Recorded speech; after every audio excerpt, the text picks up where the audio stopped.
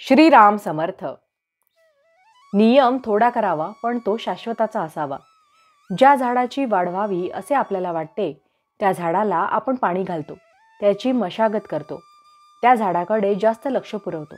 परंतु जे झाड वाढू नये असे वाटते किंवा ज्या झाडाचे विशेष महत्त्व आपल्याला वाटत नाही त्या झाडाकडे आपण दुर्लक्ष करतो.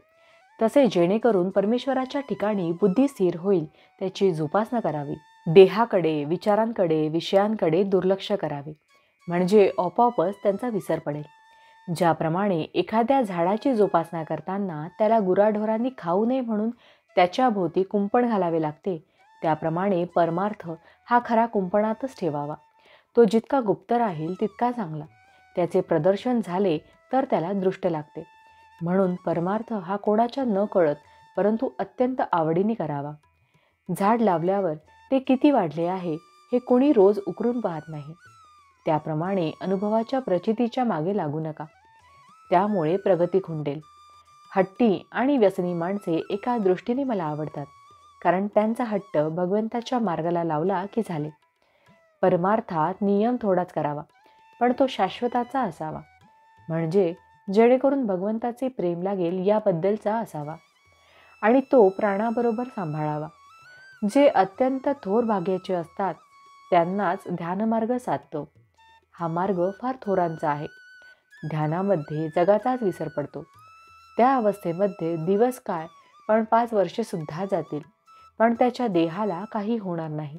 आपल्यासारख्याला साधनात साधन म्हणजे भगवंताचे नाम, दानात दान म्हणजे अन्नदान आणि उपासनात उपासना म्हणजे सगुणाची उपासना होय. या तिन्हीमुळे देहाचा विसर पडतो. म्हणून शक्यतो या 3 गोष्टींची कास धरा. मनुष्याची साहजिक प्रवृत्ती व्याप वाढवण्याकडे असते. द्वैत वाढवून त्यात अद्वैत पाहण्यात आनंद असतो, हेही खरे.